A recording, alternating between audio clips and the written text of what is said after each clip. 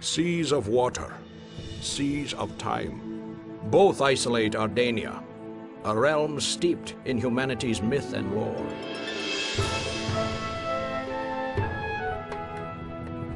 Within the folds of Ardania's landscape dwell creatures of fantasy and of nightmare.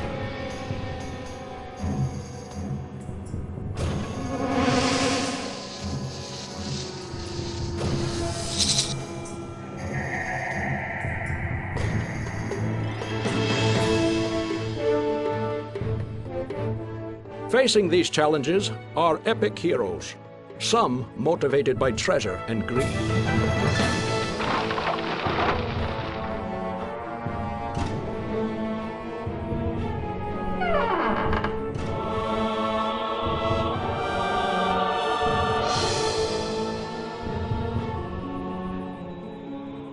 Other heroes are inspired by honor and righteous ideals.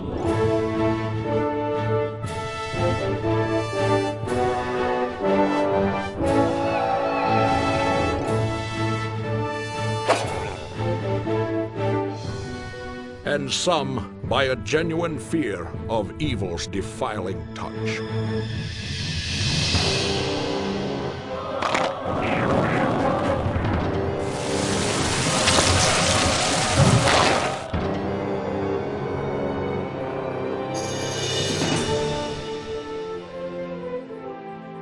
To overcome these dire perils, Ardania's heroes require but one thing: an inspired leader to defy the darkness.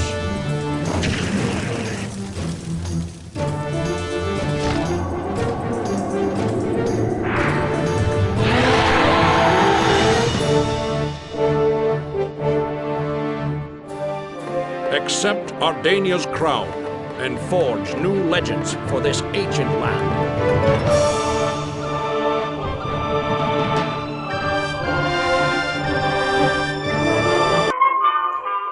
Welcome to another episode of Off the Menu. I'm your host, Vincent Frankini from Tumblar House, here with an addictive Charles Coulombe. Addictive? Did you say addictive or addicted? Addictive.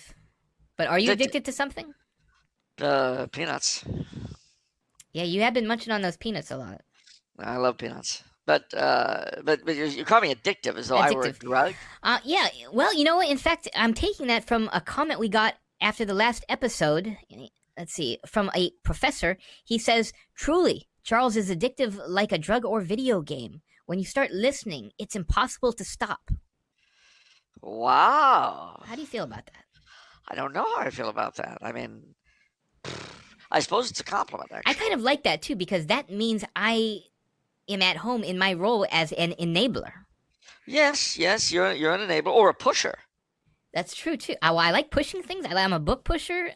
Wow. Yeah, well, or in this case, actually, you know what? What? Because see, the family never went in for pushing, but It's a dirty business. I mean, that's what your Uncle Giovanni always said. Yeah.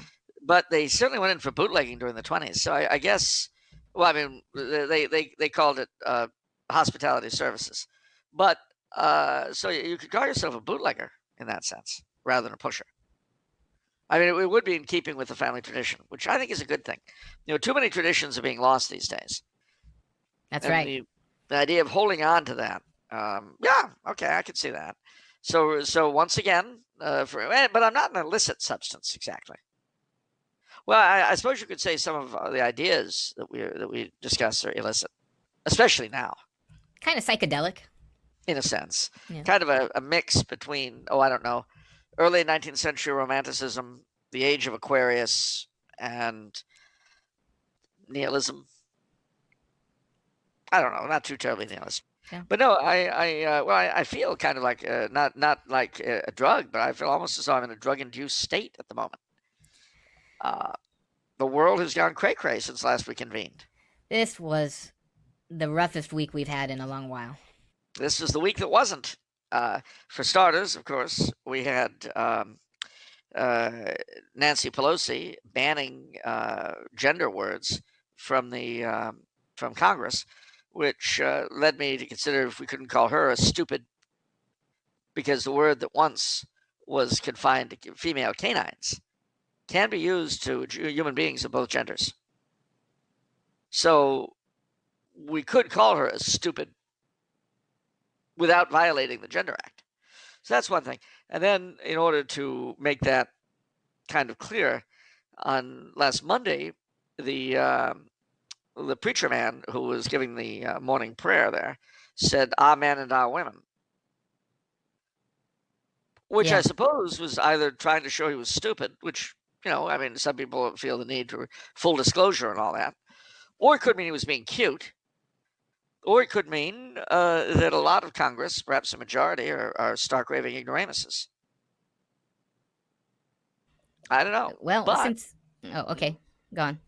well, I was just going to say, the president, in what was probably not necessarily the smartest move, called his gang to war and called everybody to come to D.C. for the Epiphany for January 6th, Wednesday.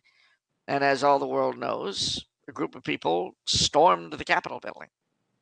First time that's happened since the British burned Washington in 1814 in reprisal for our burning Toronto in 1813. People forget that. They think maybe the British just burned Washington to be annoying, but no, it was a reprisal. At any rate, I don't want to give it too much time. I know people are still reeling from it because, I mean, President Obama declared that this was a desecration. Now, I had a problem with that. I really did. I'll explain why. You know what a bordello is, yeah? Yeah. All right. Now, you can loot a bordello. You can ransack a bordello. But you know what you can't do? You can't desecrate a bordello. It's just not possible. Biden You called it can't. sacred too. Well, I'm sure that the madam might call a bordello sacred. It's funny when he said that. I thought, well, at least something sacred to you. No. Well, as I say, I'm sure the madam would call her bordello sacred. But, and don't get me wrong, I'm grateful that that they didn't treat the Capitol building the way so many cities in the United States were treated this past summer. I'm happy that it wasn't ransacked. I'm happy that it wasn't set aflame, like literally thousands of stores across this country, costing the livelihoods of even more, not just shop owners, but employees. I'm very grateful that it didn't end up a boarded up wreck like Santa Monica, Wilshire, and Fountain Avenues in Los Angeles did, to say nothing of places in Minneapolis, Seattle, and Portland. I'm very grateful the rioters didn't do that. Or, I'm sorry, the mostly peaceful demonstrators. Ooh. What? Well, they were mostly peaceful. They weren't. Even the artwork was untouched. They went into Nancy Pelosi's office, and instead of looting the place or trashing it, well, I understand they did take her computer. So if she's got any bad stuff on there, we'll soon know. But instead of trashing it, they left a note saying we're not backing down. Now, don't get me wrong. I'm not glad this has happened. But I cannot help but see the irony in the difference of reaction on the part of the media to this little affair and the ongoing horrors of the past summer. No, absolutely. The way I cope with it is like, oh wow, this is great. Let's this law and order. We're gonna be tough on this. Let's hope it continues. The more it oscillates between, oh, we're gonna pick and choose based on partisan politics. What areas of disorder we're going to talk tough on. The more I think it hurts them. That side. Well, I mean, and also, I wonder if we're going to still hear calls to defund the police in D.C. Exactly. Well, stuff like that. It's like you're oscillating between calling to defund the police and then cracking down on, white supremacy. Well, see, that would be a good idea. Defund the police completely and then crack down on white supremacists and see what happens. Good luck. Have a nice day. I mean, and similarly, of course, they did in sort of a Reichstag fire mode use this to go after Mr. Trump.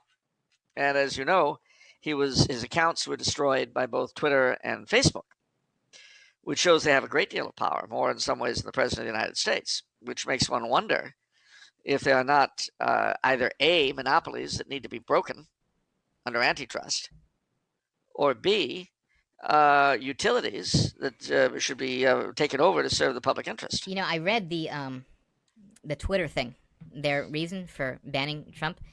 Because they run the show and we'll do as we're told. And you know what it occurred to me? I was almost going to tweet it, but I just can't get involved in politics on social media. Each corporation, when at a certain point when you become big enough, you have your own judiciary. You know that. You know, but like the way they word it, it's like a moral ruling. It's like a judiciary ruling that the way, but it's like you're just stupid, and you're just putting legalistic words and moralistic words to this. But who are you? Well, it's funny. The Polish government have just passed a law to help companies like Twitter and Facebook with their moral standing. Every time they violate freedom of speech, they're going to be socked with a $2.2 million fine. Wow. I mean, I would move to Poland That's and open up Twitter and Facebook accounts, and then just do nonstop garbage. wow. Stuff that I knew they'd be jumping up and down on. That's what I would do. I have to say that I had a our article. Are you a monarchist from the Tumblar House website? Yeah. Yes. Well, the Regnum portal, which is a monarchist thing in Hungary, translated it into Magyar. Cool. It says you. Facebook banned it because they said that it doesn't meet their community standards.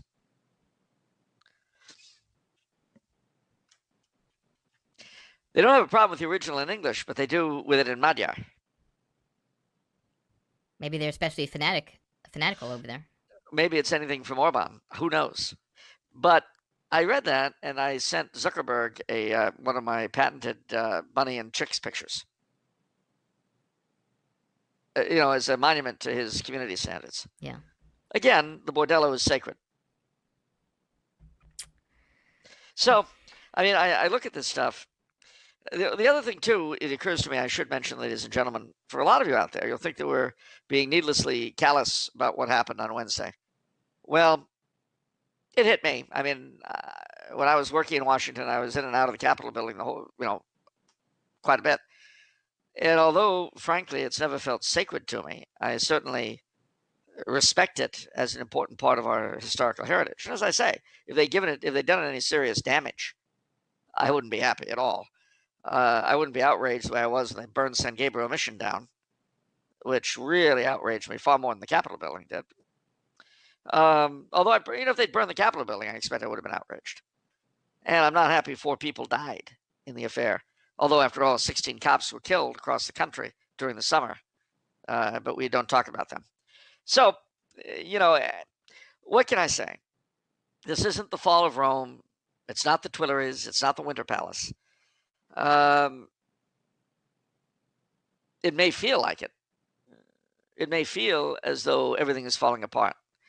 But there are a couple of things you got to bear in mind. St. Augustine wrote The City of God when Rome was sacked by Alaric the Great in 410. Alaric the Goth, rather. Now, we need to keep perspective.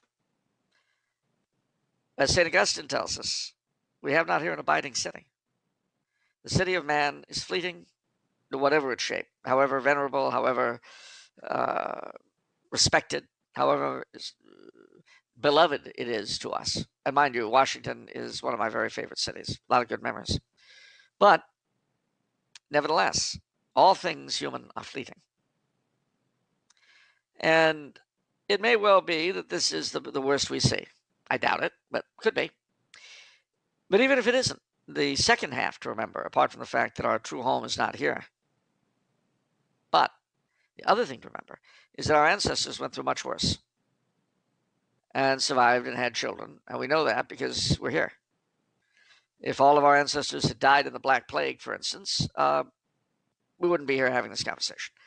So the thing to bear in mind is that we can't let ourselves get too overwrought by these occurrences, which the devil would like us to do. He wants our rage and our horror and our shock and our fear. He feeds off it, and he wants to accentuate it. And he wants us to lose our sense of judgment and join in the most appropriate mob possible. Whether it be storming the Capitol or whether it be looting and burning, like last summer, rather. Don't do it. Don't give your mind up to the mob. Don't do it.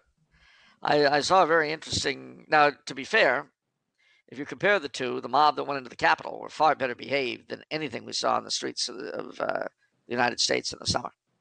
As I say, had the mob in Washington been Antifa and BLM, the Capitol would be a smoking wreck right now. You know, they would have torched the place. I mean, there are literally thousands of torched businesses around this country that are the casualties of last summer. But this was not what these people did. So always remember that if you're getting outraged or upset about the Capitol event, it's not a smoking ruin. They didn't even desecrate the paintings. Okay, I want to touch on something you said, and I want to touch on, I think, the emotional reaction from conservatives at large. You said if BLM or Antifa were there, it would be a smoking wreck. A lot of people are alleging that Antifa and BLM were there because this was so advantageous for the left that it would make sense that there would be plants there. Admittedly, some of the people that they did point to, one of these guys from Arizona with the animal horns, they said he was. I saw a video of him. He actually was a Trump supporter. So that was kind of debunked. Yeah, and there's they had an interview on LifeSite News with one of the guys who were the first stand. He was definitely a Trump supporter. I guess there are pictures of some people, one with a hammer and sickle. That guy, it wasn't a hammer and sickle. Oh. It turns out it was a game logo. Okay. So, in your opinion, is it possible that BLM and Antifa did this? That there was some incitement? Well, it's possible, but you can't incite people who don't want to be incited. I mean, it's not like people say, well, no, we're not doing that. What I find remarkable is the amount of restraint shown, despite the 4 dead people. Because, as I say, had they been like the mobs of the summer, the U.S. Capitol building that I knew would be gone. So I think there's 2 reasons why people are looking for the BLM Antifa explanation. One is it truly is kind of questionable because it's hurting our own side, and we generally haven't been doing that. But number 2, more importantly, I think it's difficult for a lot of people to handle, because we're the good guys, we're the right side, so it's difficult for us to handle these kind of slip-ups. Well, it's difficult, but I mean, there's several things you got to bear in mind. Firstly, there's footage of cops opening the doors and things like that, and pulling aside the things. I don't know what the truth of it is, but just to give you one example. Now, these were Capitol Police, not Washington Police. But what if they did that precisely to make a point about defunding? It's strange to me because my first question for the whole thing, when this news was breaking, the first question on my mind was probably on everyone's mind: how could this happen? And the explanation didn't make sense to me. The one that I heard on Fox was, well, no one had guns, so we decided not to use lethal force. So that was weird to me. So it's like, okay, so the trick is you have enough unarmed people, and then you just sort of have enough energy that you just push through the guards. Yeah, apparently. So they say, so they think. And the other thing, too, you got to bear in mind, as I say, we don't know what the police were thinking. There's also the fact that for a lot of people, this election was stolen. Now, let's stop and think about this for a second. Let's pretend for a minute that you're someone who doesn't have my cynical view of elections, but we're brought up to sincerely believe that elections are always the will of the people. And let's say that at the same time, you have come to sincerely believe that these elections were stolen. And the only chance in your mind to get them back is for Congress to do something. You're absolutely sure that's it. And let's face it, most people don't really understand how things work in Washington. I was not surprised that the Senate and Congress closed ranks, because like any ruling class that's completely divorced from its subjects in terms of interests and outlook, they have more in common with each other than they do with their subjects. And nothing is more frightening for them than the prospect of a revolt. The real reason I suspect why they were not all that upset about the destruction across the country is that it affected people who were not connected to them.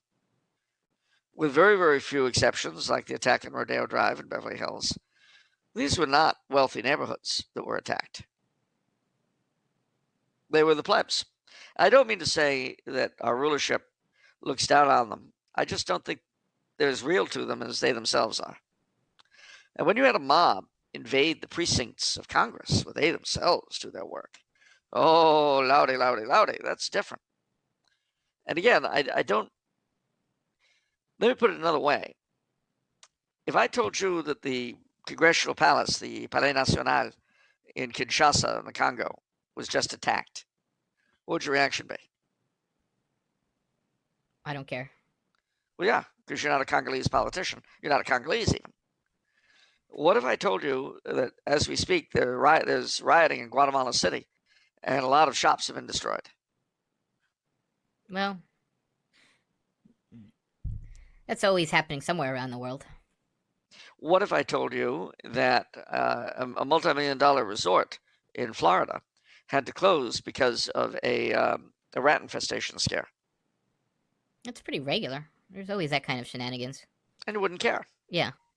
Especially because you might have ordered it. But anyway, the point I'm making is that things that are not on your screen are not important to you, no matter how devastating they are to the people to whom they happen. So, I really and truly believe that the events of the summer were simply off the screen to most of our government and media and academia and all the other people that pass for our elites. It isn't that they hate them. I'm sure you don't have any malice toward the Congolese. It's just... Okay. Let's kind of progress here. There's a lot of things to cover. I don't know if it was Ted Cruz, one of the Republican senators, talked about voting fraud and how now the state systems need to go about doing an audit, taking and making reforms. Do you think they're actually going to do that? Depends on the state. It's likelier to happen in Oklahoma than California. Well, what about Michigan, Georgia, North Carolina? Hard to say. Pennsylvania. Hard to say. It all depends on things I have no control over. Obviously, the people of those states need to make life very miserable for their masters if they don't appreciate the way things worked out. Then they've really got to start yanking things now. I mean, they've got to start recalls. They've got to agitate. They've got to pay close attention to state politics in a way that most people do not. Who's your governor? Who's your state assemblyman? Who's your state senator? These have to become burning questions now. They haven't been, perhaps for most Americans. But if this past year has shown us nothing else, it is that at the end of the day, who runs your state? Who runs your county? Who runs your city? Who runs your village or your ward or your precinct? These are really important questions. Because in the aggregate, they determine who's going to be, they contribute to determining who's going to be at the top.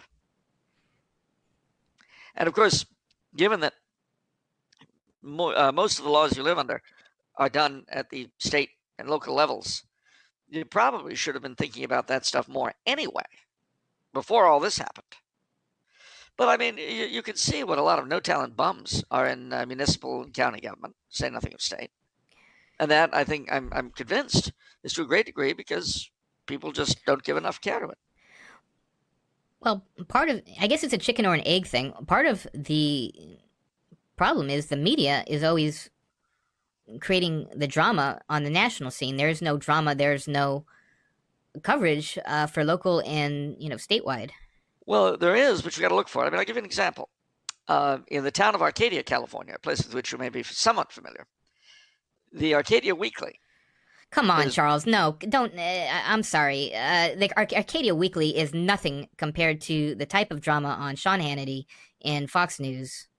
I realize, but the Arcadia Weekly will tell you everything about your mayoral candidates and your city council candidates in Arcadia. The Arcadia Weekly is not conducive to getting people engaged in the political No, they have to process. do it. They have to do it themselves, and it's a good source of information for those things. And I'll tell you something else. Arcadia, I'm very proud to say, was an example, a shining example to the rest of the country of how local politics can be worked, as was Monrovia. Uh, And you know what I'm referring to? Sure. Rod's Grill. Yeah. Yeah. For those who don't know, this is a very interesting story.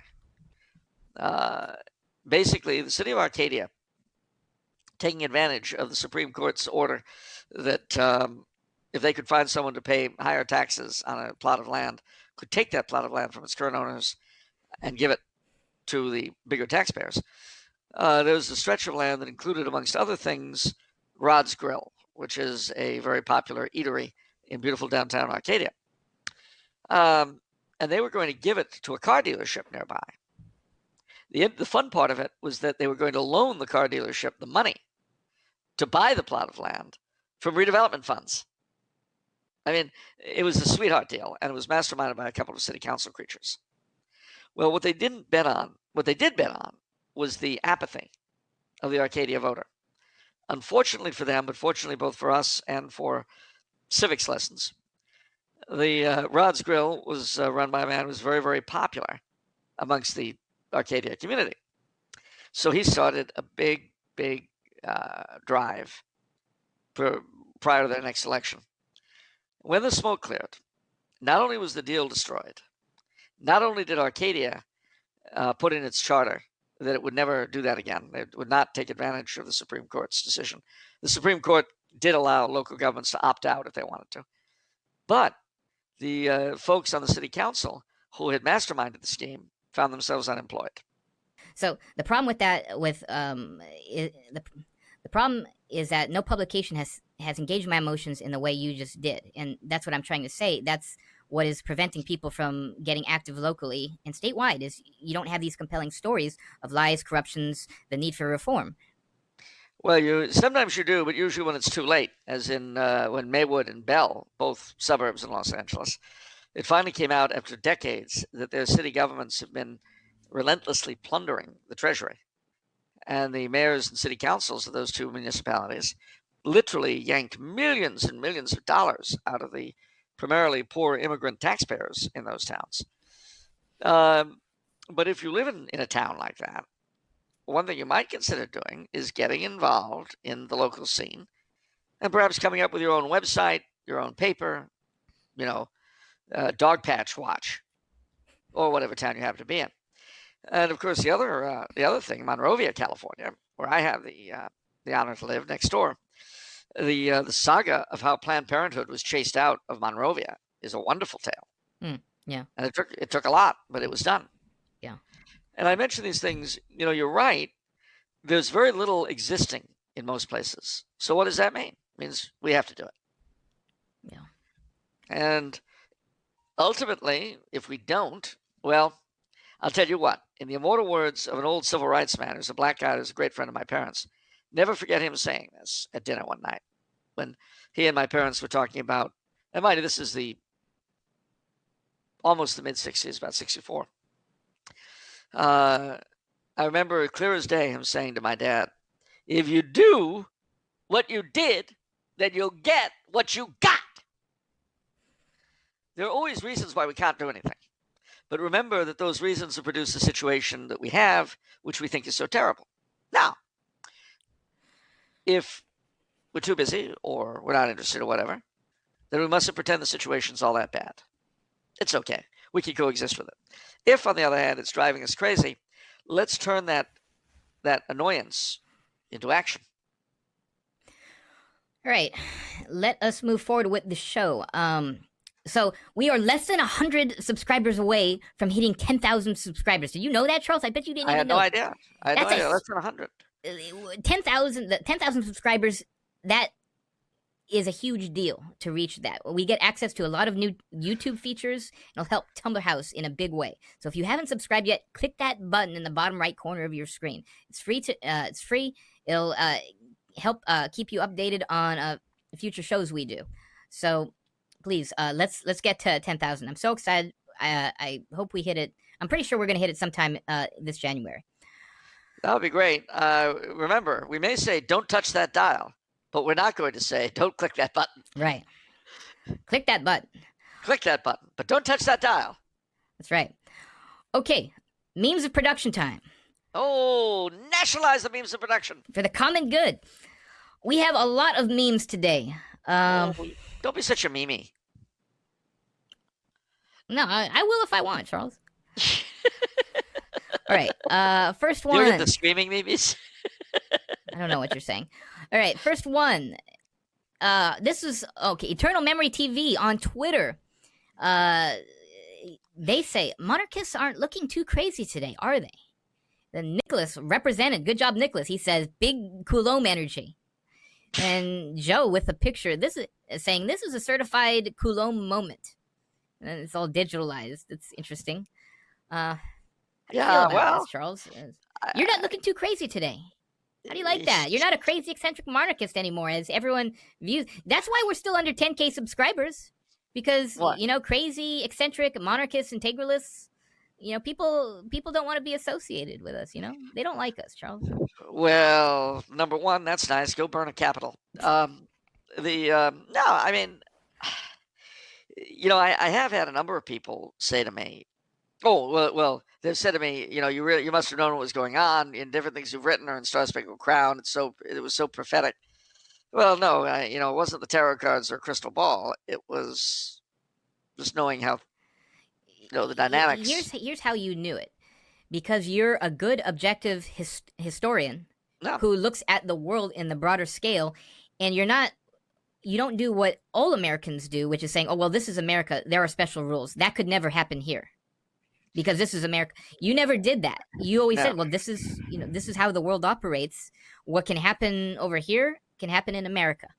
Yeah, and the things that prevented it from happening in America, we progressively got rid of. We got rid of the things. I hate to say it this way, but we got rid of the things that made America great, or to put it another way, that made America functional. We threw them away. Now, some of them weren't all that great in and of themselves, but they were what permitted us to function as a nation. We tossed them out. Yeah. So what happens?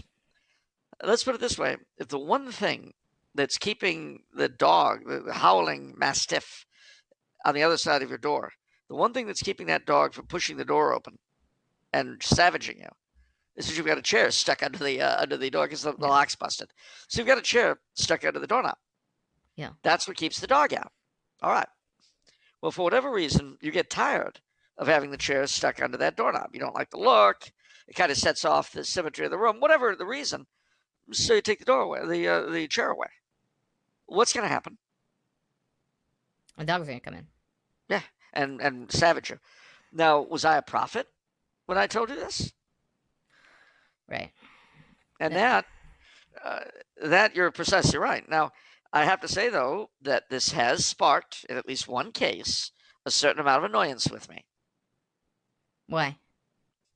The individual who wrote one of these social media things, and we'll go nameless simply because I don't remember his name, otherwise I wouldn't mind sharing.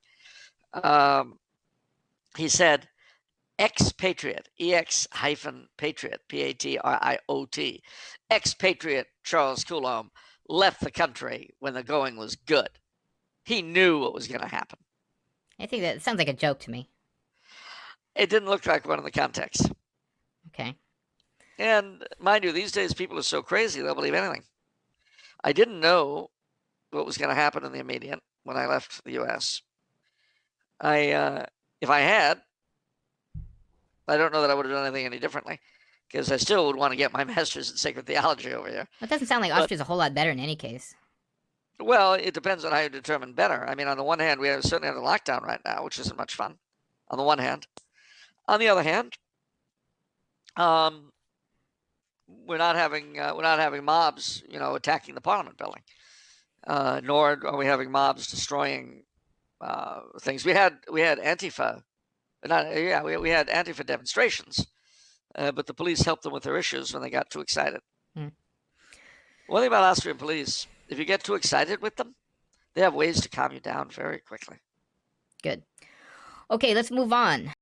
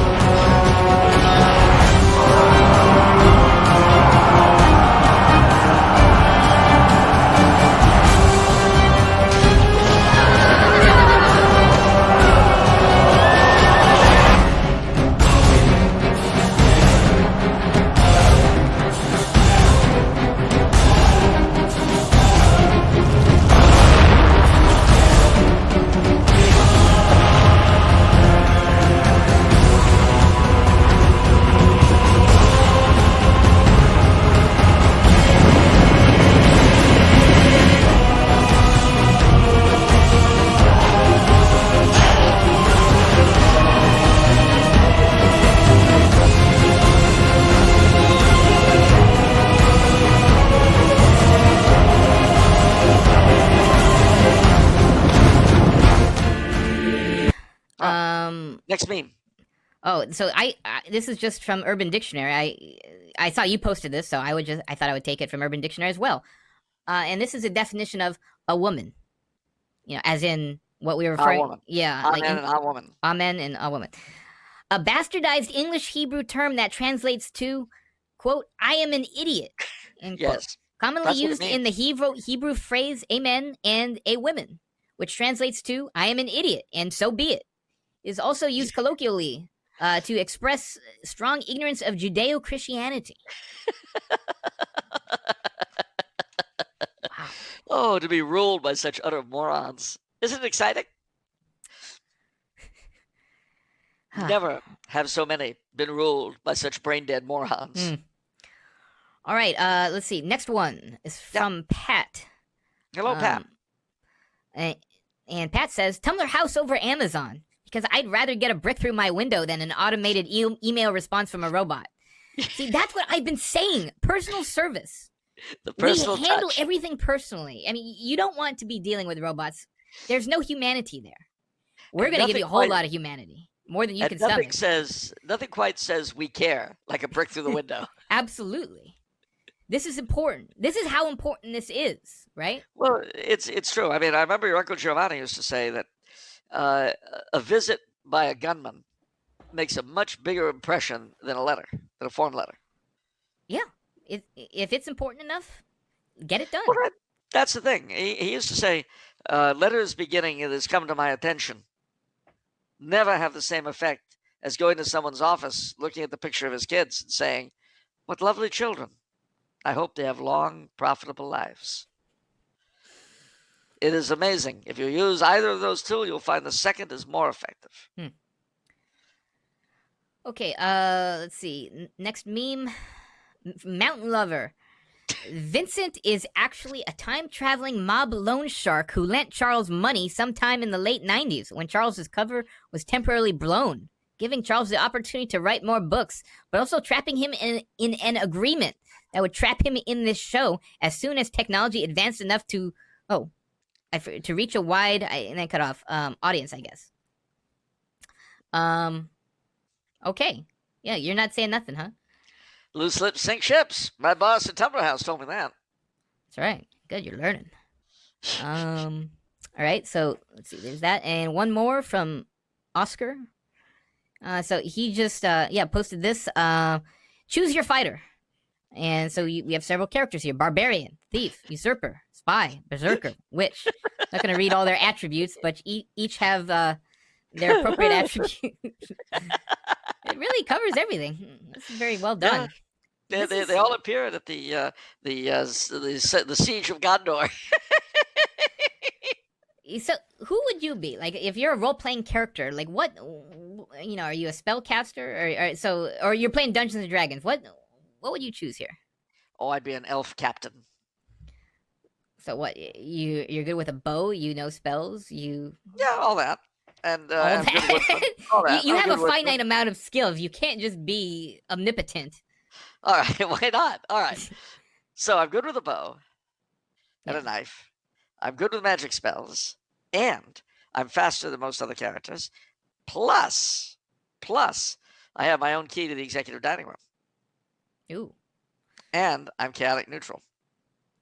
A chaotic neutral elf? This is not in the Tolkien world, then. No, are there chaotic neutral elves in Tolkien? No, Not really. they're all good. Yeah. They're all saps for the man. They're all chumps for the man. Okay. Yeah. Now, mind you, in the world of Warcraft, that game, they're the blood elves. Yeah, blood elves. Yeah. Well. But in Red Dead Redemption, the zombie portion, there are no elves. Got it. Okay, so go on. List more games. I mean, is this the extent? I know you can grab from more pop culture things. Let's go on. Where are there elves or where are there not elves, Charles? All right. Are there elves in a J-Lo music video? Are there elves in a Lady Gaga music video? Or no elves? Yeah, there are no elves in the Fall of Max Payne. Whoa. Okay. Whoa. That's kind of impressive. Well done. Okay. So there aren't not a single elf was used or harmed in the making of the Fall of Max Payne. Okay. Anything else? Anything else you'd like to? One or two more? Well, yeah, no elves were either front vocalists or backup singers for Blink-182 or Green Day. Okay, that's kind of 20 years ago, but okay. Morrissey is not an elf. Well done. Good enough, Charles. Good enough. We'll take it. Lady Gaga. We'll take it. She's more of a vixen than an elf. Ah, got it. You just wait till Madonna makes her comeback. Well, I know you're a fan because you're family, so. Yeah, it's true. Hey, you got your family, I've got mine. Yeah. And my cousin Madonna, she's not aging too well, I'm sorry to say. Well, generally people don't. Oh, I like that. I mean, generally it's all downhill from here. All right. Is it not? What? I don't. How do you like the hair color? How do you like the tint? What do they call that? It's well, the Germans call it, the Austrians say in German, they call it Friedhof blond. Yo, I forgot what that is. Graveyard blonde. Graveyard blonde. Okay. I told you my idea for an ad. Yes, we don't want to hear it. We're short on time, Charles, and we're already like around 50 minutes. Let's go. All right, fine. Let's move. Questions. Here we go. First question from top floor executive Zane. Ooh. What does Charles think of Cardinal Cullen, who was Archbishop of Dublin in the mid-19th century? I read that he had a big role in defining papal infallibility. Is this true? Also, was his time as the primate of Ireland what propelled the Catholic Church to such a dominant position in the nation? He did have a big role in papal infallibility, and he did have a big role in building up the strength of the Irish hierarchy. He was very much against the Fenians and people like that. He was against Irish rebellion. He was much more favored the approach of Daniel O'Connell, who was big when Cullen was young, before he was a bishop even. But O'Connell was the man whose methods brought about emancipation in 1829. And so Cullen was a great believer in Catholics, shall we say, loyally participating in political life, while at the same time getting more rights for Ireland. But he was definitely against violent revolution against the crown, which annoyed a number of people who wanted to do things like that, like the Fenians. He did a lot to really put the Irish Church, to organize the Irish Church to be the force in Irish life, even as Zane has asked, that it was up until my time. Unfortunately, of course, all that is pretty much wiped away now. But Cullen was definitely a very, very important force in Irish politics and Irish culture and Irish history. What how does a cardinal become big on papal infallibility? Like what was transpiring that happened? Like, for example, like I wish perhaps there was an American cardinal who was big on papal infallibility during the 19th century, since none of the Catholic Church in America was really listening to the Pope. Well, they did have some. I mean, most of the American delegation voted for the definition. Only 2 American bishops were against it at the end of the day. One of them was the Bishop of Savannah. I forget the other one. But people like Cullen, like Dom Guéranger, who was probably the foremost theorist of papal infallibility prior to Vatican I, these guys mobilized support amongst bishops and popularized the doctrine, i.e., how does it work? Yeah, but like what motivates that? Like what did they see that said this is a big deal? You know? Well, what they saw was that the papacy was very much under attack at that time, not just in Italy by the Sardinians, but around Europe and in Latin America and so on. The institution of the papacy was being attacked. So they saw the definition of papal infallibility as a way of shoring up both the papal position and Catholic identity. Ah, I see. Okay.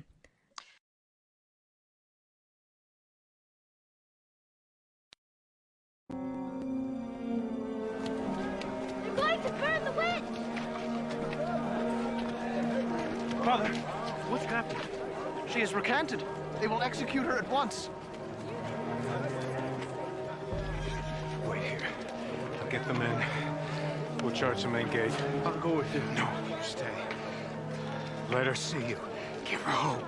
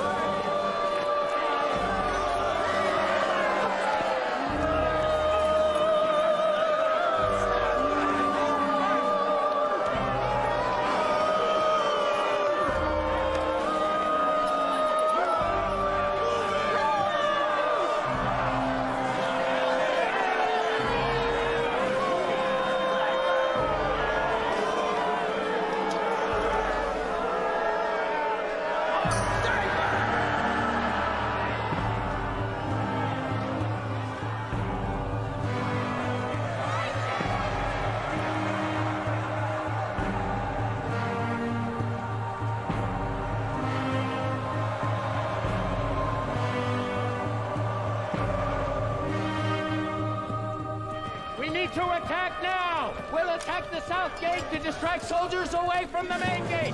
Follow me!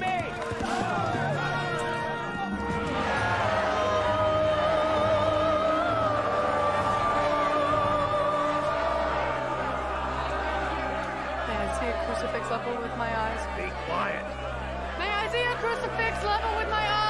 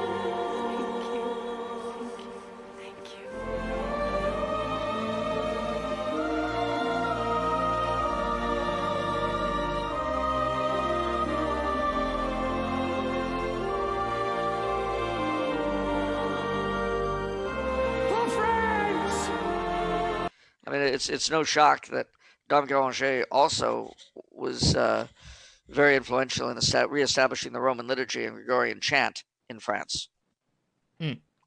It was interesting because when he started his career, most of the different dioceses of France had sort of differing rites, different missals, different everything.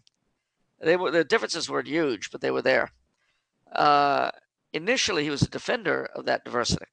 But as he began to do research, what he found was that most, although not all, of the diocesan differences were actually of relatively recent vintage, like the 17th century. And many of them reflected Jansenism. So when he realized that, he became a crusader for replacing most of the diocesan rites with Roman rites. And he was very successful at that. But it's interesting also that in places like Lyon and Bayeux, which had their own rites still, but which were very old, there he championed retaining them. Okay. Next question is from Jacobo. What was the impact of the Black Death upon Christendom and the Protestant Revolt? Well, it was horrendous. I mean, you had districts where anywhere from half to two-thirds of the people died. And the effect this had on the church was huge. It's one reason why we have low masses. Prior to the Black Plague, as with our Eastern brethren, there was no low mass. every mass, you would say, was at least a missa cantata. Every mass had to have some kind of a choir, just like the Byzantine liturgy does. But after the Black Death, no mo, no mo. It killed a lot of personnel in the church, bishops and abbots and so on.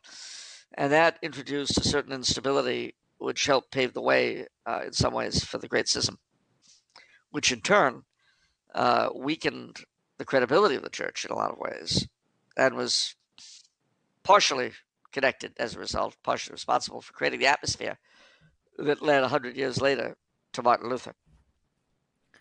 It also, you'll see a difference in the artwork. Prior to the Black Death, you see all these lovely statues throughout Europe of the Madonna and Child smiling. That smile goes away with the Black Death, and they all look very grim.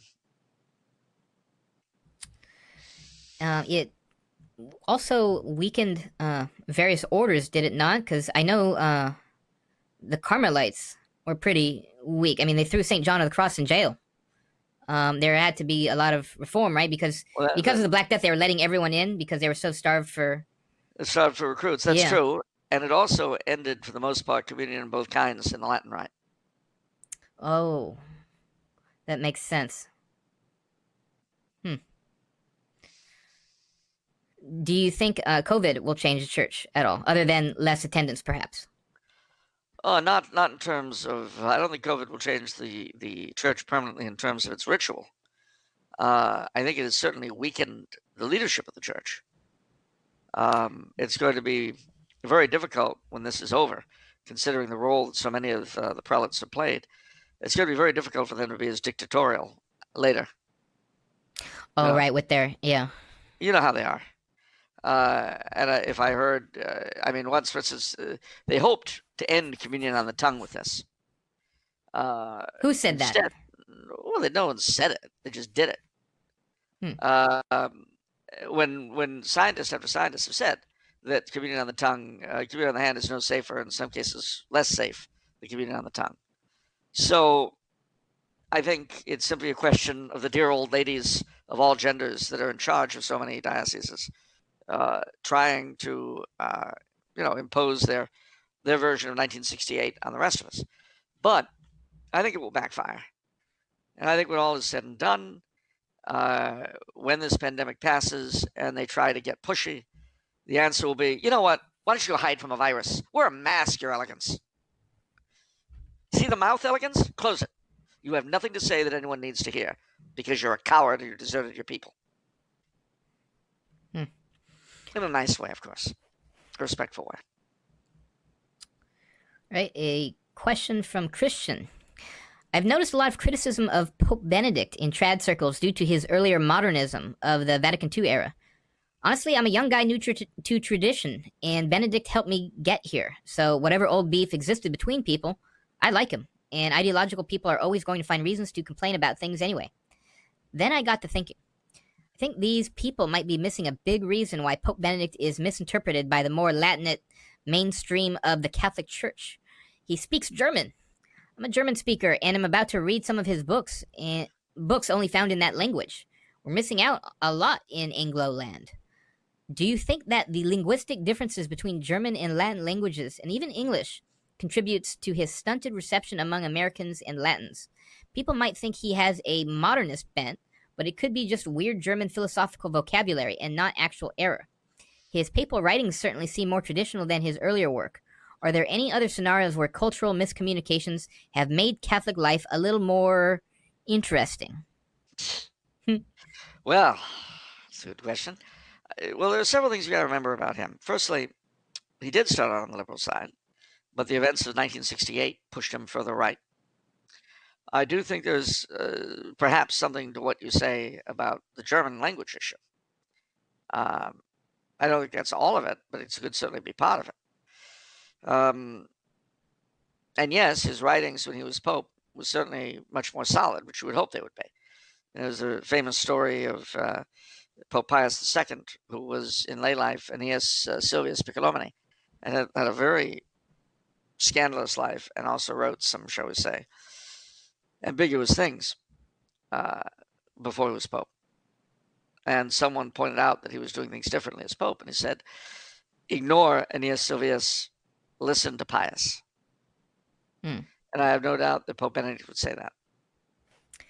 Reminds me of a saying on a website for St. Michael's Abbey. They say every saint has a past, and every sinner has a future. I like That's that. very true. And of course, their founder, St. Norbert, was like that. I He don't was know a much about wild Saint boy. Norbert. He was a wild fellow, absolutely wild, but had a vision, converted, etc. He had a wild child, you know.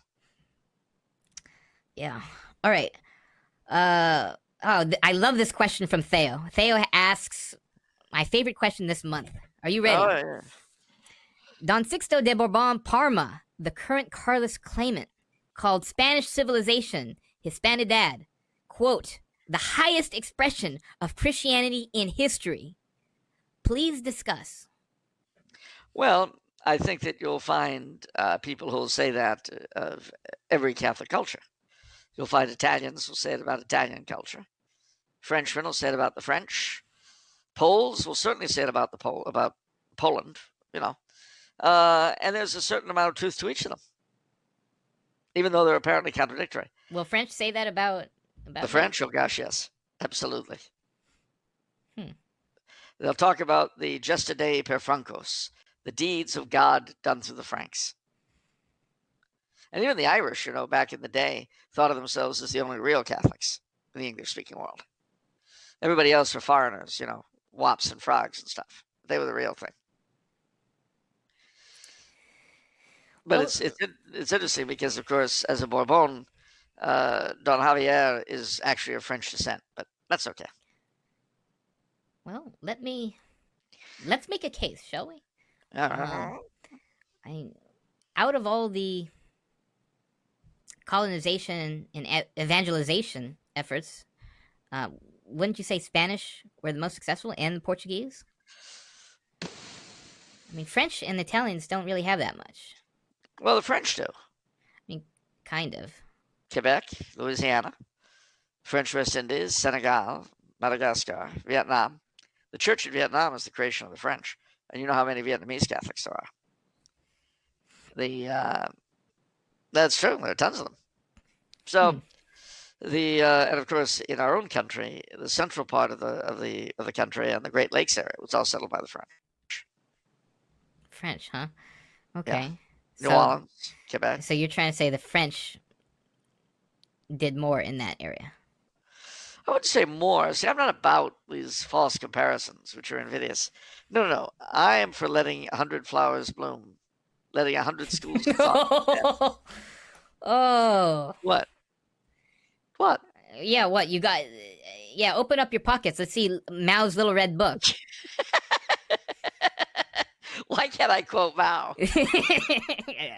Everybody's doing it. I guess why not? Let's go mainstream on this. Yeah, I mean, if it's good enough for Joe Biden, my president-elect, it's good enough for me. Speaking of that man, by the way, just one random side note that struck me. He's entirely random, so it's fine. You know, they always talk about healing the wounds of this nation, uniting the nation. A little word of advice. To heal the nation and unite the nation, one thing you shouldn't do is call your opposition Nazis. That's kind of not going to be a uniting thing. You know, You don't think so? No, not quite. No? So if you're going to tout that you're going to heal everybody, don't do that. That's not Well, good. wait a minute. Hold on just a second. Let's say that you and I had a difference of opinion. Yeah. All right? Yeah. And I said that you were worthless scum. Now, would that poison our relationship? Slightly. Very slightly. Oh. Okay. Well, what if I said you were an A1 moron? Would that... Yeah, kind of the same thing. Not good. Okay, so let me get this straight. You're saying that if I suddenly become insulting, especially in a way that you considered unjust, you wouldn't want to heal the division between us. No. I So want you're to a fight sorehead. you. Yeah. So you're a sorehead. I'm a sorehead? Well, I you're a guess that's sorehead. I guess that's what we all are. We're, you know, they want us to be turn the other cheek Christians. They can say whatever they want, and we just have to, well, forgive and forget and be charitable and And do as we're told yeah. while they determine the agenda. Yeah, what's wrong with that? I mean, it's like Androcles and the Lion. There's a character in it who's this big bruiser who's a Christian convert. and there are these two kind of fey Romans, and the one slaps him on the cheek. Well, this convert, and he's a big bruiser. He pulls his fist back. He's gonna just level this guy, and he says, "Well, I thought you Christians are supposed to turn the other cheek." And he looks at the guy, glowers at him, and very slowly turns his cheek. And so the little fellow goes, ha ha ha, slap, bam. And then the other Roman says, I thought you Christians were supposed to turn the other cheek. He says, I ran out of cheeks. Yes. And that, I mean, again, part of the problem is that our rulership live in such a rarefied atmosphere that they don't understand their peons at all. I mean, some of them they do. The sort of outer party sorts you'll get in upscale suburbs, and the proles in slums. You promise the sun, moon, and stars to the one, and you assure the other that they're virtuous. But there's a big chunk of this country for whom neither of those are going to work. And to insult them and attack them, and of course, I've had a number of so-called opinion influencers or opinion makers or opinion guides, whatever it is. Thought leaders? Twitter. Is that it? Yeah, thought leaders. There's influencers too. Yeah, well, I've heard a lot of input over the past couple of days from my fellow influencers and thought leaders on Twitter. All of them were complaining that they've had hundreds, or in a couple of cases even 1,000 or more, of their followers vanish, presumably at the hands of Twitter. Yeah. Well, so it's a Reichstag fire style purge, I guess. But that's the result. None of that's going to result in anything good. But again, I can only advise my fellow people to the right: don't get caught up in the mob. Yeah, the rhetoric from the Democrats scare me because it's getting more crusader-like. It's like, oh, Republicans are like Nazis. They're a threat to our democracy. Yeah, I've seen that. And it'll get more so. The problem, of course, is that they themselves have internal divisions. Once they're in power, after the 20th of January, those divisions will come to the fore.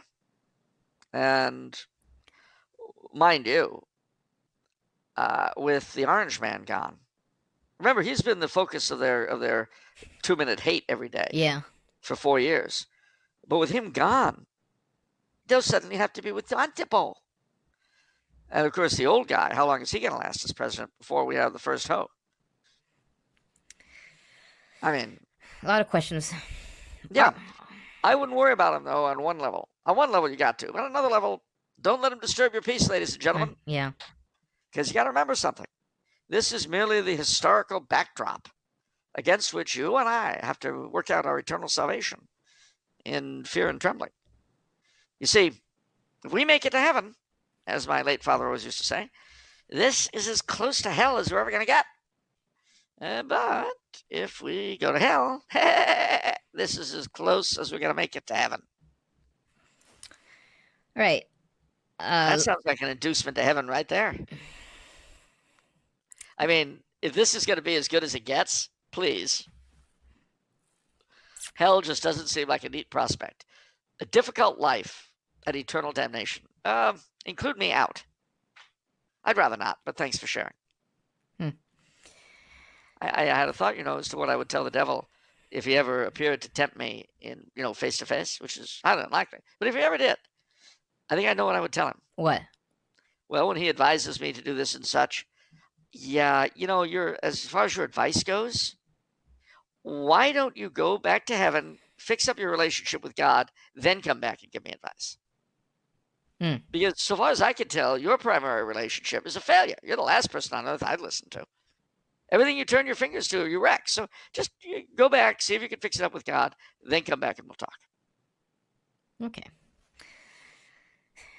He's one of those people who thinks he gives good advice, but then he should take his own advice.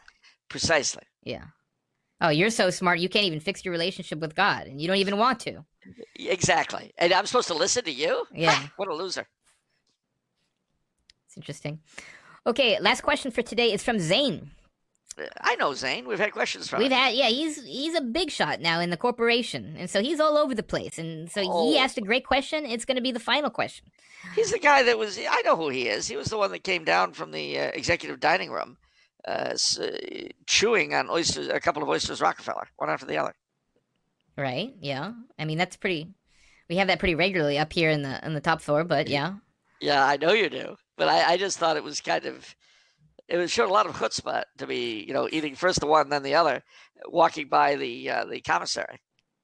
Oh, he had a wet lunch, Yeah, I'm as sure they he did. say. I'm sure he did. 5 martini lunches is still the rule in the executive dining room. What's that? What's that your brother used to say?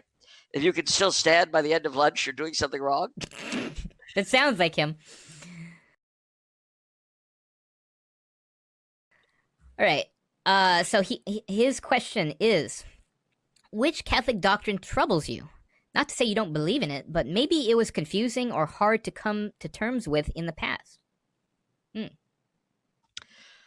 Well, I would say if there was anyone that had caused me, I guess, a confusion initially, because it was kind of straightforward. It was extra ecclesiam nulla salus. Outside the church, there is no salvation. Hmm. The reason why I found that difficult is not the reason most people find it difficult, i.e., it seems that God's being an old meanie. It wasn't that at all. And it wasn't because I cared about the mythical ignorant native on the desert island. No, no, no. The thing was, I knew at a very early age that was what Christians had taught in the earliest stages. And I knew that was what got people to join the church, to save their souls. It was really fairly simple. When the faith came to Rome and spread in pagan lands, I knew about St. Francis Xavier and Junipero Serra, and I knew why they converted so many people. It was because if they didn't, they'd go to hell. It was very simple, very straightforward. But then I was presented in high school with the idea of invincible ignorance and with the idea of baptism of desire. And what it all came down to is that basically, if you're a nice person and you mean well, you'll go to heaven. Now, I can remember reacting to this in two ways. One, wondering how you could change something so foundational and really the only inducement anybody would have to leave what they were and become Catholic. The other, however, was how much more convenient it made my life. Because then as now, an awful lot, if not most, of my closest friends were non-Catholic. Which, if I sat down and counted them up, may still be true today. Now, this made my life easier because they were obviously nice people. They wouldn't be my friends, so I didn't have to worry about it. And more importantly, I didn't have to do anything. I could just go on being me. They could go on being them, and God would take care of them, and I didn't have to work at it. But although it made it easier for me, it also left me with that historical contradiction, which I can remember very consciously suppressing, pushing it down, But in time, I came to realize, as Benedict XVI said a couple of years ago, that you really can't escape it. If the church is not the vessel of salvation for all mankind, then not only is there no reason to evangelize, there's no reason to be Catholic at all. And, as he pointed out, those great missionaries believed that they had to be Catholic, which is why they converted so many people. So I have to agree with him on that score.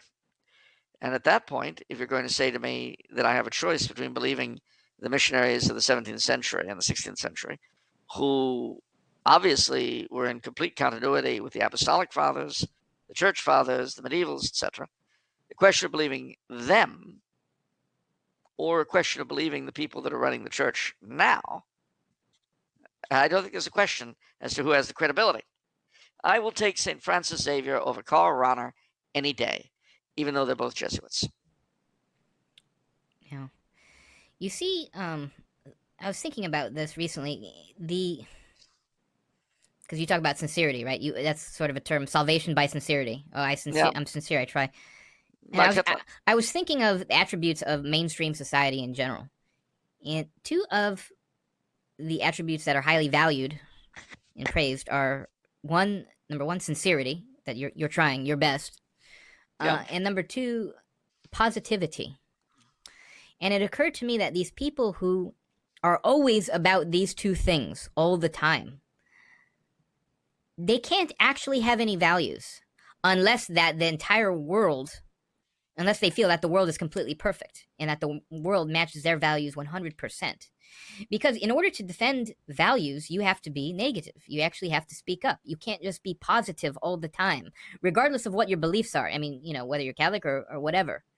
You have to defend your beliefs and stand up for what you believe in. If you're just positive all the time, you're just kind of an empty shell of a person that just is a relativist and go along to get along. And Well, what are you and that's doing? and that's see that one reason why we Catholics have, as Benedict XVI pointed out, become de facto universalists is that it's easy. It lets us get along. Yeah. It helps us get along. And I think there's another reason too, and that is that certainly since World War II, and I'm speaking specifically of the American situation, we were finally accepted as part of the mainstream. And when people are nice to you, and things in general are fairly nice, you don't like to think that there's any badness. I mean, there's a reason why the 50s were the golden age of Catholic assimilation. It's because most people had very similar values to ours in terms of mere morals and patriotism, and we all tried to avoid anything divisive, like particular doctrines. Mm. But as I say, this universalism is easy if you're surrounded by nice people. Say you're in an academic setting or something like that. Yeah. But when you get into a situation where people are not nice, where they're bloody nasty and cruel and mean, then the need for the salvation of souls becomes more present. And it may be that the very reason why the United States are apparently going into a period of, shall we say, bumpiness, is so that we can relearn this lesson that our Catholic forefathers knew and that we've lost. And that is that it is a fallen world filled with horror and nastiness. It's not nice. And the only thing we have to offer it is its salvation. It may be that we have to see things collapse around us until we get it. Well, I mean, that's how it's been going, right? I mean, I've said this many times. It's like something new gets added to our plate, and it's like God saying, okay, do you care yet? Okay, no, you don't care yet. Okay. Well, here's another thing. Do you care yet? Oh, no? And it just keeps, it seems like we're going to keep going down here until either we finally do care or just everything's destroyed. I certainly can't disagree with that. Like anyone else, I wish everything was nice. I wish everything in the world was the way it presents itself on its website. Really, it'd be a perfect world. Everybody would be meaning the best, and it would be great. But unfortunately, we don't live up to our own PR. Yeah, the world would be great if it looked like advertising. It's one of the differences between the younger generations and the older generations that occurred to me is with the advent of Facebook, social media. I feel like the keeping up with the Joneses, the decoration, the materialism is all online now, and creating this. Wow, look how wonderful my life is from online pictures compared to actually like in your house, No. And stuff like that. It's like, wow, look, I'm in Venice now. I'm in Hawaii now. I'm in Malibu now. I'm in all those types of things. Oh yeah, all those sorts of pictures. And it was funny. This is apropos of nothing, but it did make me kind of happy. One of my classmates set foot in here for the first time today. You saw him briefly, and he looked around. And he said, I had no idea you had such a cozy room. Okay. It's not and it is. Is it? It is. It's a cozy room. Look. I mean, the trees up. The trees I think up. it's a very cozy room. You've got. I mean, you got pictures. Yeah, it's a cozy room. It's warm. Okay. welcoming. I even have flags. Okay. And it's a very cozy room, very warm and pleasant, and a perfect refuge to ride out the storm back home. Oh,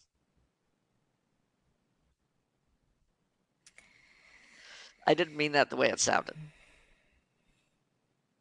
That triggers me, and that triggers a lot of people. It should. And you know why it should? Why? Give me a minute. I've got this. No, please. I work without nets. No, because, of course, as you pointed out rightly earlier, we've got the lockdown and everything else here, too. But I must say, I'm very, very happy right now. And actually, most people should be. I mean, look at you. You're sitting at the top floor of this 32-story building. Is surrounded by, I don't want to say sycophants and minions, but, Nice minions, people. sycophants, Friends. nice people, Friends. hopeful people. Yeah, friends. Who love That's me. it. Yes, indeed. They do. They adore you. They absolutely adore you. Every one of them. We love Don Vincenzo. He makes our lives possible. What they mean is the continuance of their lives, but those are two similar things. But no, similarly speaking, I mean, obviously, it's been a hard year. We've all lost friends and relatives.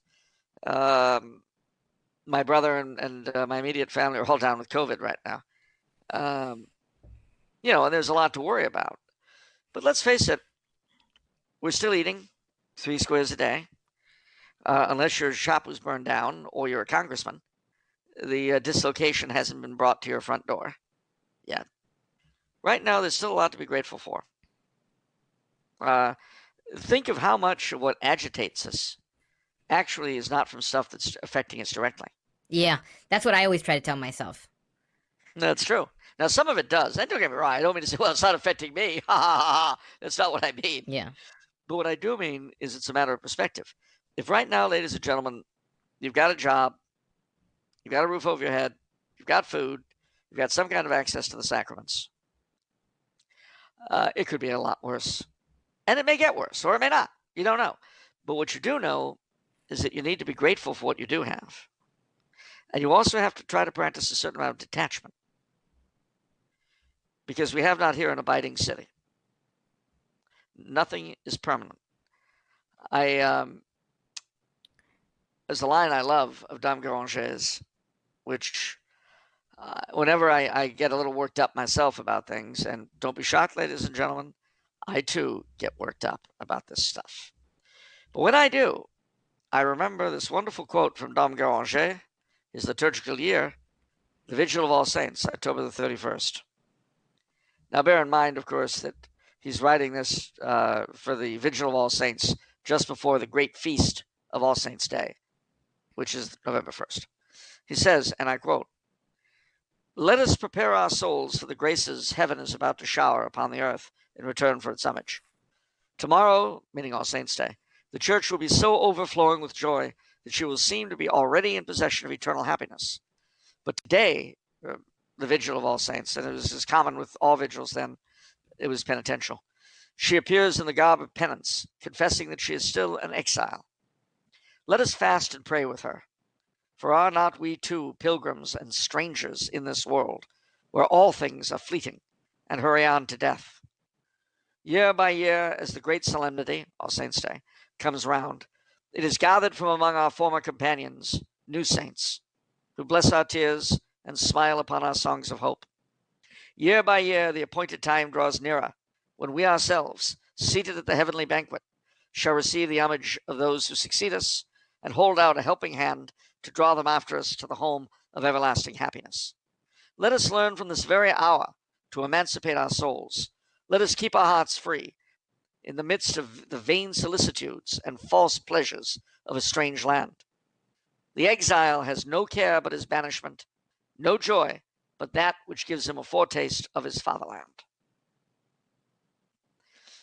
So, as St. Augustine reminded his readers after the fall of Rome, so we need to remind all of our viewers after the, well, I can't call it the sack, after the mostly peaceful demonstration in the Capitol.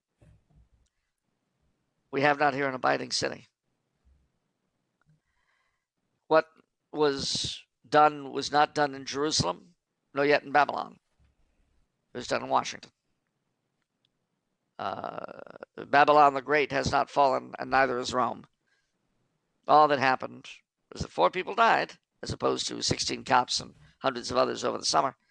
4 people died in a mostly peaceful occupation of the Capitol building.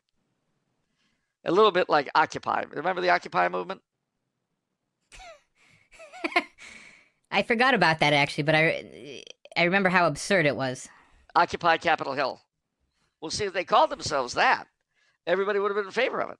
And you remember how the Occupy people took over parts of some city halls and state capitals around the country? How? They just moved in. Yeah. But the point of it, but if you remember when they did that, the media were all for it. That's a great parallel. Yeah. I mean, these guys were what? They were there for a half hour to an hour tops. Another example how we have memories like a goldfish, myself included. Indeed. Yep, but I don't. I remember. That's you know the old joke. Those of us who remember the past are doomed to watch others repeat it. But I remember when City Hall, not the building itself, but the park around it, was turned into an Occupy camp, and they were there for like 4 months. Yeah. The open sewage. Yeah. But in LA, it was when the homeless started moving in. Can you imagine? You put up this tent city around City Hall Park as a protest because you're supposed to be for the people and all that stuff. And when the homeless start moving in among you to take advantage of all the free goodies and stuff that you're giving out, you get upset.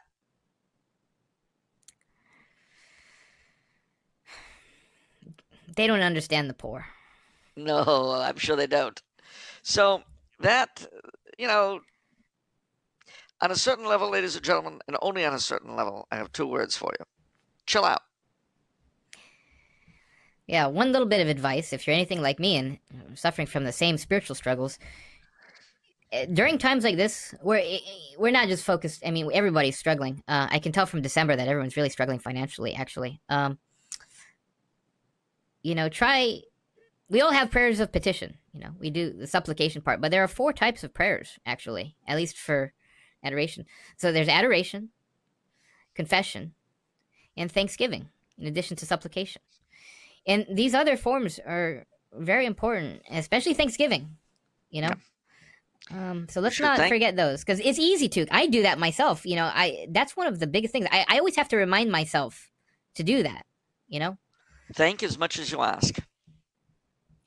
I know, we always ask, but then we never thank. That's why I always try to do promises for prayers so that I sort of structure my Thanksgiving. You know, it's the thing about Thanksgiving, you know, and why give thanks when you've already gotten what you wanted?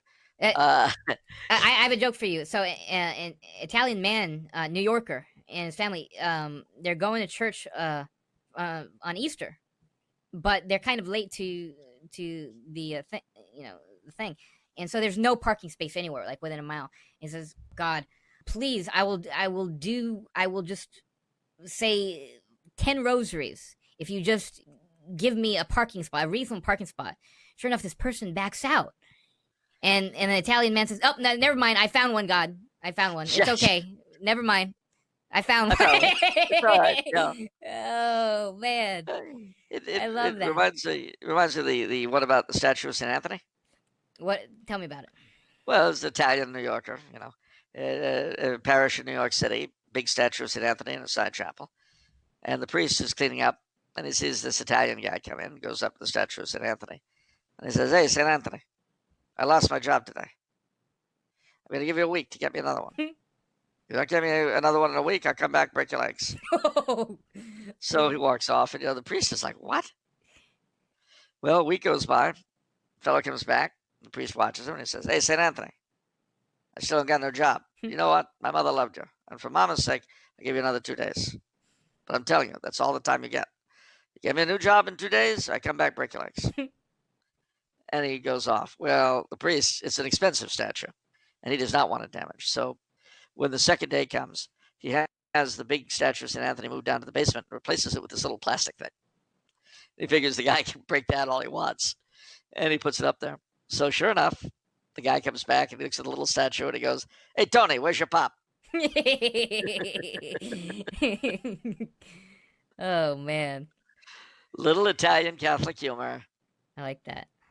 Yeah, we have a lot of Tonys in my family. I know. So you have to change the names. I mean, there's there's Anthony, and then there's Tony. Those are three Yeah. different people. You can't use the other form because then you're confusing. You have to use the proper form for the proper person. Yeah, that's for sure. Your one cousin Anthony, I really like a lot. Yeah, He's a great guy. yeah. Now he's Ant. His aunt. That's Ant. Yeah. Well, when you talk to him next, tell him I asked after him. Okay. Yeah. Yeah. No, I remember when there'd be when you'd have family gatherings and people would come in from all over. Even from other syndicates. It was great. It was a good time. Yeah. Yeah. All right. That'll do it for this episode. It will. But I think there are a couple of provisos we got to put in here. Mm-hmm. Sorry? No, go on. No, just a couple. Firstly, tomorrow, the day that you see this, is January the 11th, which, as it happens, is the 60th birthday of the Archduke Karl von Habsburg, son of the Archduke Otto and head of the House of Habsburg. He will be delivering at noon to celebrate his birthday. He's going to be delivering a speech on the future of Europe. It'll be in German, but with English subtitles. And if you're interested, go to let's see, the Georgsorden or the Pan-Europa Union or the Karl von Habsburg website, and they can show you how to get onto it via Eventbrite. It's free of charge, but you got to register or you won't get in. And let me see, what else is there? Well, of course, the octave of the Epiphany is coming up on Wednesday. And after that, we're going to be in Epiphany season, the time after Epiphany. But it'll still be Christmas until Candlemas Eve. And Candlemas is, we're not out of the Christmas woods. We're not out of Christmas Tree Lane yet. Thank God. Yeah. I'm not in a hurry to leave. Yeah, me too. It's, I've still got the tree up, as you see, Mm-hmm. and it's days after Epiphany. I don't feel like getting rid of it. I don't blame you. We've had the Christmas lights up for an entire year now. It's hard. When things are tough, it's hard to let go of Christmas. I know Easter is the great earth feast, but Christmas has the colors, it has the decor. The problem with Easter is that it's all pastels. I know, we haven't done it well in America. No.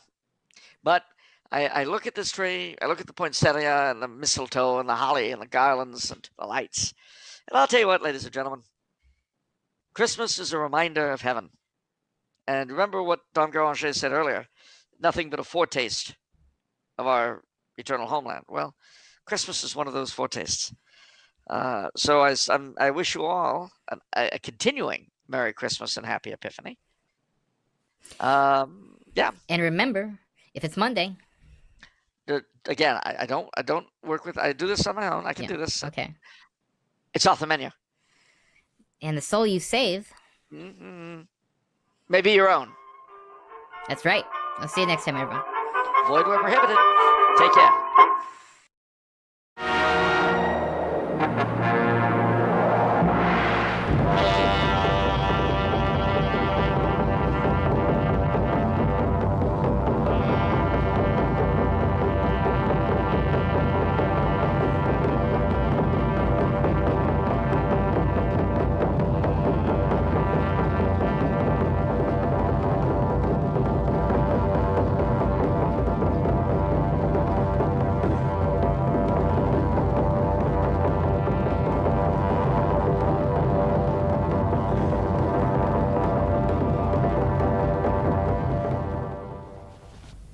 即臣在即，恭请大晋武皇帝登寿善台，承天地之风。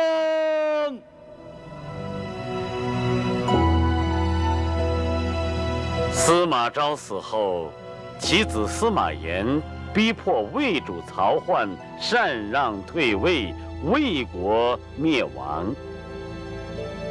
太史元年，公元265年，司马炎登基，即晋武帝，国号大晋。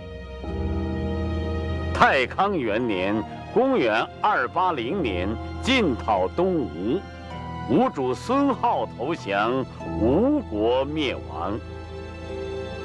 自此结束了魏、蜀、吴三国之间长达72年的混战局面。天下大势，合归一统。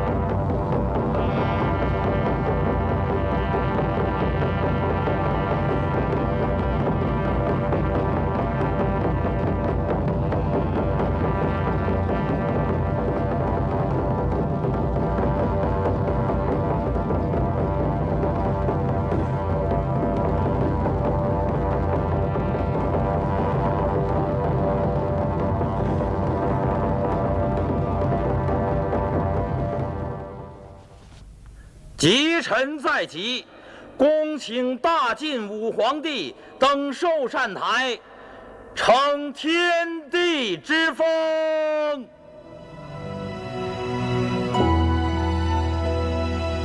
司马昭死后，其子司马炎逼迫魏主曹奂禅让退位，魏国灭亡。太史元年，公元265年，司马炎登基，即晋武帝，国号大晋。太康元年，公元280年，晋讨东吴，吴主孙皓投降，吴国灭亡。自此结束了魏、蜀、吴三国之间长达72年的混战局面。天下大势，合归一统。